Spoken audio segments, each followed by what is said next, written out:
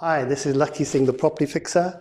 I'm here to help you grow your property, your business, create new income streams for yourself in our fabulous alternative property business solutions community.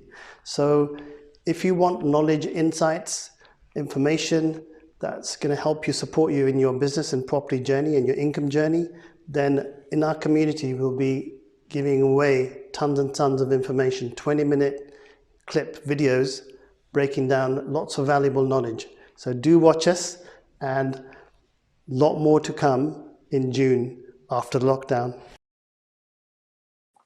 Good morning, United Kingdom. Drive time session with Lakhi Singh, the vacant property fixer. I think he's fallen under his chair somewhere. So we'll try and find out where he's in a bit and call him back.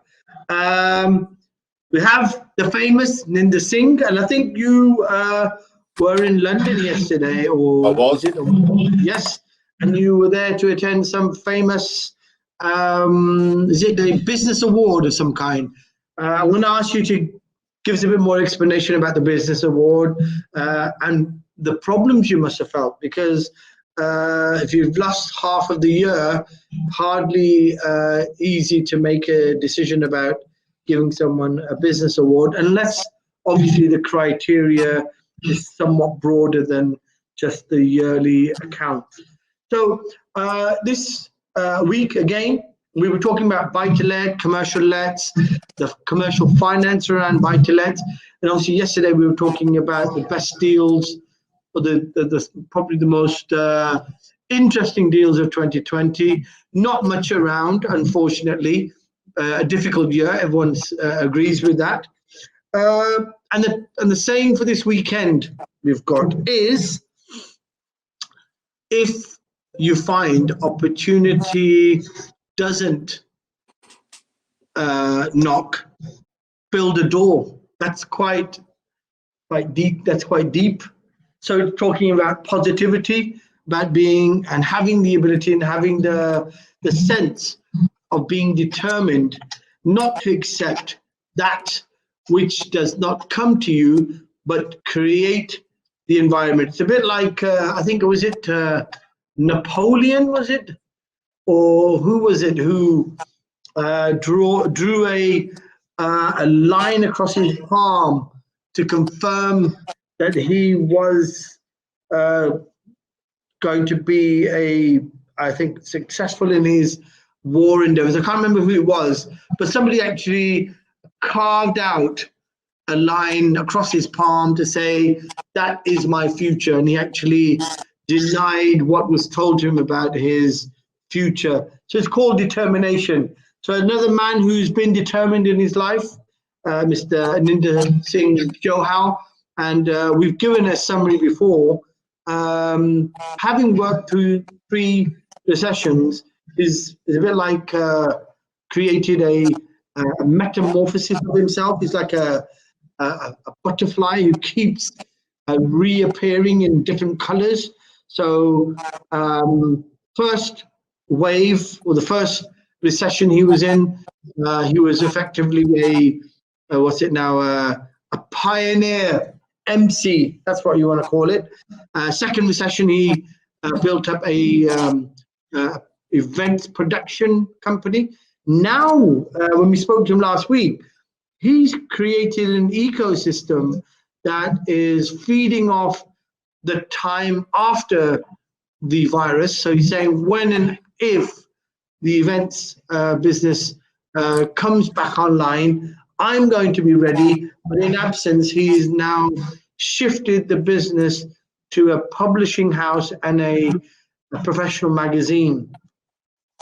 So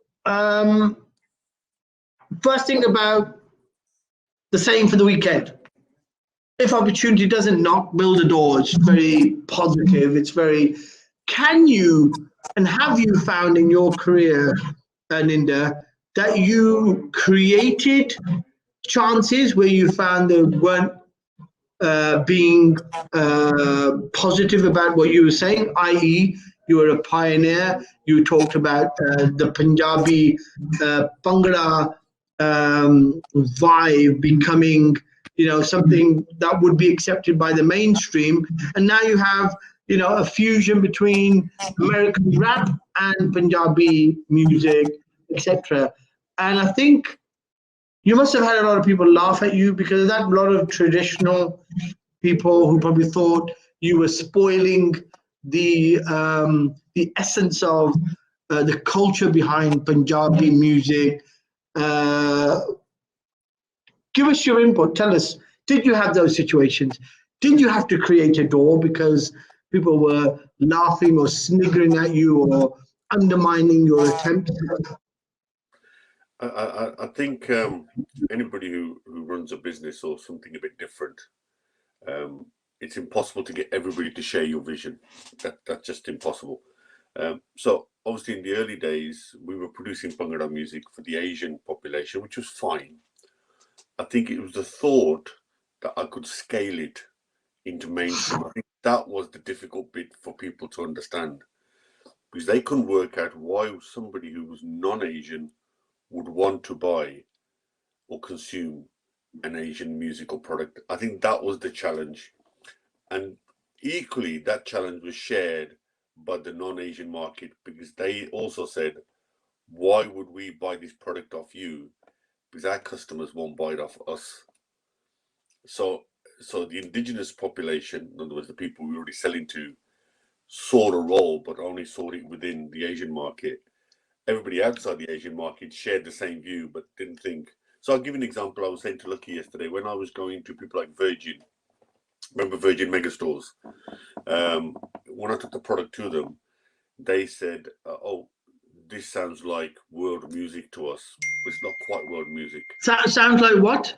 World music, World music. That's a funny term. What do you mean, like Live Aid?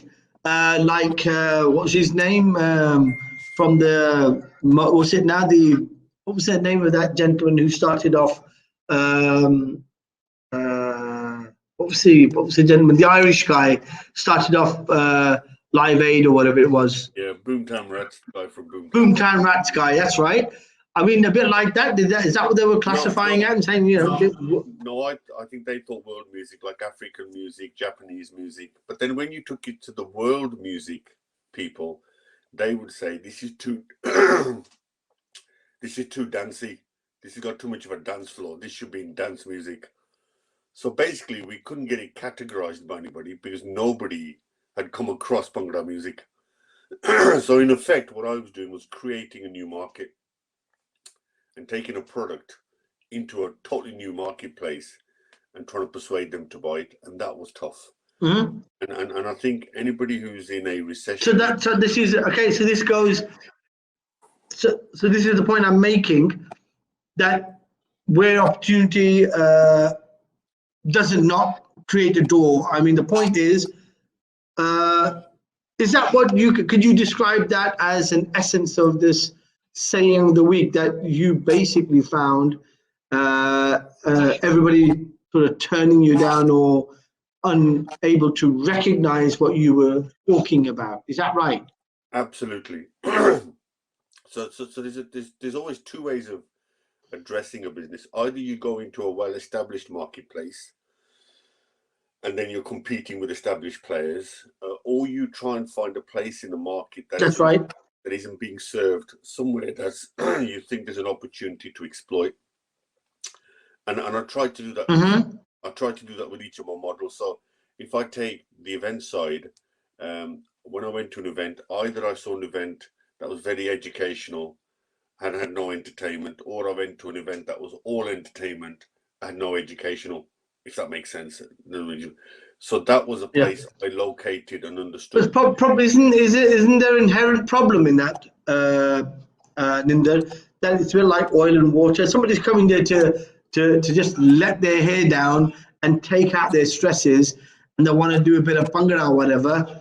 They're not going to want to know how to set up business or the key tips to success. They just want to let their hair down. And in the like fashion, people who are coming there for knowledge, they don't want to be blasted by woofers and speakers, do they? Well, that's because you've assumed the entertainment was going to be Bhangra. It doesn't have to be Bhangra. It could be entertainment another way. Okay. So I think it's finding out if there is a market for what you've got, and it could be that the market is telling you we need this, or you do what Steve Jobs did with Apple. He identified a market where he knew people didn't know they needed it, but he thought there was a market there. So there's ways approaching a market, and you're absolutely right. Sometimes the market isn't right. It's about timing, and I'm back to your door analogy, and it's about timing. And if the timing is not right, you start to prepare for that time when it is ready. So you start to prepare for it and get your sort of strategy right for that. So it really is sometimes crucially about timing going into a market. Okay. Now I'm going to hold you to that thought. Got a good morning shout out from our favorite Sonia and from Sajal. Good morning to both of you, the property fixer sign. Question is, isn't it a bit of an irony then? You've got the music entertainment, let's call it the entertainment industry. So it includes everything, dance, music, everything to do with entertainment. Yes? Yeah. You expect there to be a level of creativity there, but yet what you're saying is it seems like they are so boxed in their profiling of certain music that they don't know how to think outside of that box and look at these innovative ideas. Or has that now changed with the likes of things like X Factor or American Idol? Have they now opened that door up to accepting creativity even in the entertainment industry, where if somebody comes in with something which is unique and different outside of the model that they would assume to be fitting a profile, that they will now look at these anomalies? Or is it still the same, even though you've entered you've become a pioneer in a certain industry? Is it still the same though? I think what's always been in business, generally in business, is if you have something that is unique, then you have half a chance. If you go into a marketplace and your product is exactly the same as someone else, then you do experience a lot more difficulty in persuading people to buy what you've got, because there are available substitutes. So always, when you go into business, what is it about your product that makes it easy for people to make a decision to buy from you rather than from somebody else? And that, I think, has always been the case, but probably even more now, because people compare very quickly through social media. They can compare products and they can take advice from other people. But always with anything, when you do something, so I had the same question I had to ask myself: why am I launching a magazine? Why would anybody want to buy my magazine versus the others? When I launched my series of events, why would anybody want to come to my event when there are lots of other events to go to? You do have to create a proposition, something about whatever you're doing, whatever event or service it is, that people will seek you out. And if you can, so it's three letters really. It's why. Why would anybody? Okay, why? So why would they product? Okay, right. So the why. So I think probably the ideal time to bring in a why. Why Lakhi Singh, the property fixer? Have we got Lakhi Singh online now? I think Lakhi Singh, did you manage to find your way out of, was it I've been waiting backstage for 25 minutes, so yeah, I don't know what's gone on there. That's the nuances of being famous, Mr. Singh.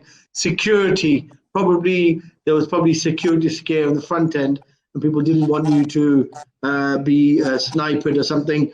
But now you're there. I hope security is now on its guard, that you're back with us. So, Lakhi Singh, today a topic came up based upon the weekend saying, if opportunity does not knock, build a door. Right, so it's talking about positivity, and we're talking about Ninder and his endeavors and how he tried to sort of like package something that wasn't known in the mainstream. So people they're just not recognizing it. And I think in the entertainment industry, in there, is probably really, really frustrating, because you have a host of people vying for somebody to hear their music. Isn't it even more, demoralizing, knowing that every door you knock or every door you create trying to knock is getting closed down? How many years did it take you for them to recognize, the MC Punjabi mix scene? Well, in total, the journey was 12 years, but trying to persuade that track was 5 years. So in other words, I'd already released it, and persuading people to buy took another 5 years before I managed to get the mainstream to accept a Bhangra track. Remember, sung in Punjabi. How many years? In total, to get people to accept Bhangra music was 12 years. To get them to accept Punjabi MC track was another 5 years. So it was 12 years long journey. And then, of course, we were on. And in between, what were you doing then? What were you making moves in between? Were you tap dancing? What were you doing in between? No, just persisting. Every year I'd go abroad, go to all the trade fairs with my catalogue, and say, look, I really think your customer base will want to listen to some of these tracks. And every year they'd send me back.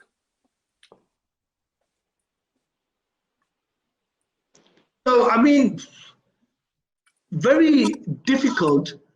But how were you making ends meet? You must have spent time in studios. Did you make any professional videos, like with people who were sort of like, making the complete set as well with the music? Was that happening, or was it just the music? Well, at that time, we're going back predate social media. Before television was around, basically. And so we were doing sort of videos, but that wasn't the clincher, because at that time the clincher was, can you get your music on radio? Because the people start to listen to radio. So the hook was, will radio play your music? And that was probably a double whammy, trying to convince the mainstream radio to put on your music. Apart from Asian radio, obviously there were Asian radio channels like what's it called now? Have the